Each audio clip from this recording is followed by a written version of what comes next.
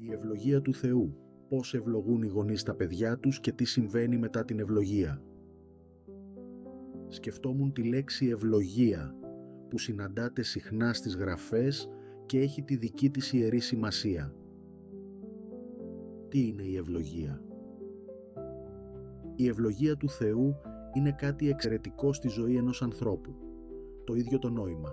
Ένας καλός λόγος, μία ευγενική λέξη, μία ευχή για καλό. Στις παραδόσεις των διαφόρων λαών, μία ευλογία μπορεί να χρησιμοποιηθεί τόσο από ιερείς όσο και από όλους τους ανθρώπους. Στη θρησκευτική ζωή, η ευλογία έχει ήδη αρχίσει να αλλάζει, τότε είναι απαραίτητο να κουνηθεί ένα χέρι.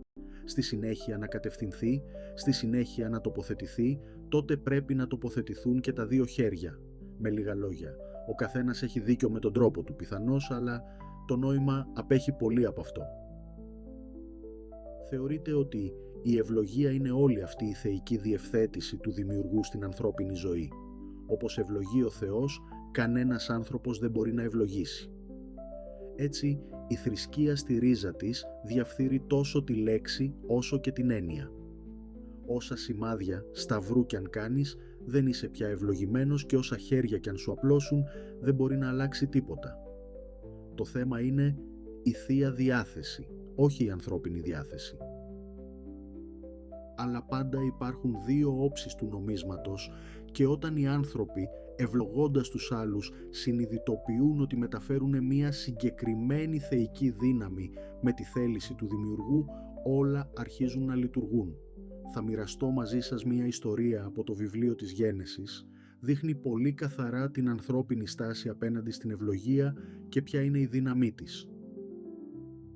Ο Ισαάβ, όταν άκουσε τα λόγια του πατέρα του, ύψωσε μια δυνατή και πικρή κραυγή και είπε στον πατέρα του: «Πατέρα μου, ευλόγησέ με και μένα». Εκείνος όμως είπε: «Ο αδελφός σου ήρθε με πονηριά και πήρε την ευλογία σου». Πριν οι γονείς περάσουν ευλογίες στα παιδιά τους πριν πεθάνουν, παραδοσιακά ο πατέρας ευλογεί πρώτα τον πρωτότοκο, τον μεγαλύτερο γιο, αλλά στην ιστορία μας ο μικρότερος αδελφός ξεγέλασε τον μεγαλύτερο αδελφό και έκλεψε την ευλογία του αδελφού του. Διαβάστε προσεκτικά τα λόγια της ευλογίας. Μπορείτε να ευλογήσετε τα παιδιά σας με αυτόν τον τρόπο όταν ενηλικιωθούν και ξεκινήσουν ανεξάρτητη ζωή χωρίς γονείς. Ήθε ο Θεός να σου δώσει από τη δροσιά του ουρανού και από το λίπος της γης και αυθονία ψωμιού και κρασιού. Τα έθνη να σε υπηρετούν και οι φυλές να σε λατρεύουν. Να είσαι κύριος των αδελφών σου και τα παιδιά της μητέρας σου να σε λατρεύουν. Όσοι σε καταριούνται είναι καταραμένοι. Όσοι σε ευλογούν είναι ευλογημένοι. Τι συμβαίνει μετά την ευλογία και πώς ζούμε με αυτήν? Η ευλογία αντικατοπτρίζει τη μελλοντική ζωή του γιου ως ολόκληρη γενιά.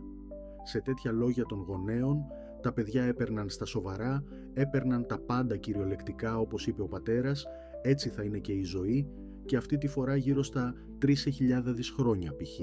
περίπου. Εκείνη την εποχή υπήρχε μόνο κτηνοτροφία, καλλιέργεια φυτών, εινοποίηση και εμπόριο. Στη συνέχεια, ο γιος αρχίζει να αμφισβητεί τον πατέρα του και ας δούμε τι ευλογία έλαβε στη συνέχεια. Και εκείνος είπε: «Δεν είναι επειδή του δόθηκε το όνομά του Ιακώβ που με έχει ήδη 2 φορές μαχαιρώσει. Μου πήρε την πρωτοκαθεδρία και ιδού τώρα πήρε την ευλογία μου». Και είπε επίσης: «Δεν μου άφησες μία ευλογία». Και ο Ισαάκ απάντησε στον Ισαύ: «Δες, τον έκανα κύριο πάνω σου και του έδωσα όλους τους αδελφούς του για δούλους. Του έδωσα ψωμί και κρασί. Τι να κάνω για σένα, γιέ μου?» Σκεφτείτε μόνο τον αντίκτυπο της ευλογίας του πατέρα και το πόσο ευλαβικά αντιμετωπίστηκαν τα παιδιά από αυτόν. Ο μικρότερος αδελφός ήταν βέβαια τυχερός, πήρε αυτό που ήθελε. Αν διαβάσετε μόνοι σας ολόκληρο το κεφάλαιο, νομίζω ότι η εικόνα θα γίνει πιο ξεκάθαρη. Ας επιστρέψουμε όμως στο διάλογο μεταξύ του πατέρα και του γιου που εξαπατήθηκε από τον αδελφό του. Ο Ισαύ όμως είπε στον πατέρα του: «Πατέρα μου, έχεις μόνο μία ευλογία. Ευλόγησε και εμένα, πατέρα μου». Και ο Ισαύ ύψωσε τη φωνή του και έκλαψε. Και ο Ισαάκ, ο πατέρας του, αποκρίθηκε και του είπε: «Δες, από το λίπος της γης θα είναι η κατοικία σου και από τη δροσιά του ουρανού από πάνω, και θα ζεις με το σπαθί σου και θα υπηρετείς τον αδελφό σου. Αλλά θα έρθει καιρός που θα αντισταθείς και θα ρίξεις το ζυγό του από το λαιμό σου». Και ο Ισαύ μίσησε τον Ιακώβ για την ευλογία με την οποία τον είχε ευλογήσει ο πατέρας του. Και ο Ισαύ είπε στην καρδιά του: «Πλησίασαν οι ημέρες του πένθους για τον πατέρα μου και θα σκοτώσω τον Ιακώβ τον αδελφό μου».